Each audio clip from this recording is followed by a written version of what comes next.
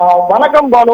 மதுரையில் இருந்து கேரளாவிற்கு கண்டெய்னர் லாரியில் 24,700 கிலோ ரேஷன் அரிசி கடத்த முயன்ற 9 பேர் மீது தற்போது வழக்கு பதிவு செய்து அதில் 4 பேர் தற்போது கைது செய்யப்பட்டுள்ளனர் பானு. கிட்டத்தட்ட 494 மூடைகளில் அரிசி மற்றும் 4 லட்சம் ரூபாய் பணம் பறிமுதல் செய்யப்பட்ட சம்பவம் மதுரையில் பெரும் பரபரப்பை ஏற்படுத்தியுள்ளது.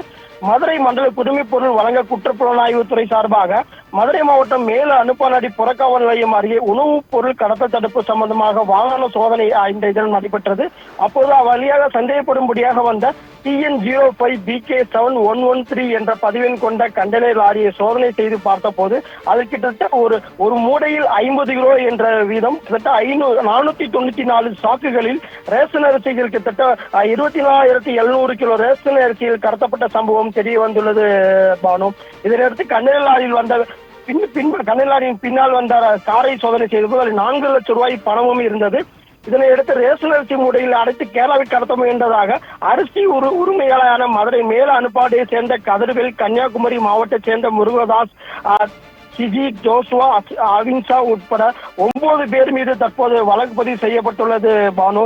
பின்னர் இந்த அரிசி கடத்தல் வழக்கில் அரிசி உரிமையாளர் முருகதாஸ், பாலசுப்ரமணியன், லாரி ஓட்ட மணிகண்டன், கிளீனர் குமார் ஆகிய 4 பேர் தற்போது கைது செய்யப்பட்டு தற்போது விசாரணை மேற்கொண்டு வருகின்றனர். இதுபோன்ற குற்ற சம்பவம் நடைபெறாமல் தடுக்கும் வகையில் அத்தியாவசிய பொருட்கள் தடுப்பு சட்டத்தின் கீழ் அதிரடி சோதனை நடைபெற்றதன் அடிப்படையில் தற்போது இதுபோன்ற நடவடிக்கை எடுக்கப்பட்டுள்ளது பாண்டு. தொடர்ந்து மதுரை மாவட்டத்தில் குறிப்பாக தென் மாவட்டங்களுக்கு செல்லக்கூடிய இந்த வகையில் கேரளாவுக்கு செல்லக்கூடிய பகுதியில் இதுபோன்ற ரேஷன் அரிசியில் கடத்த சம்பவம் தொடர்கதையாக இருந்த போது தற்போது 500 மூடைகள் கிட்டத்தட்ட 27,400 எடை கொண்ட ரேஷன் அரிசியில் பறிமுதல் செய்யப்பட்ட சம்பவம் மதுரையில் பெரும் பரபரப்பை ஏற்படுத்தியுள்ளது பானு.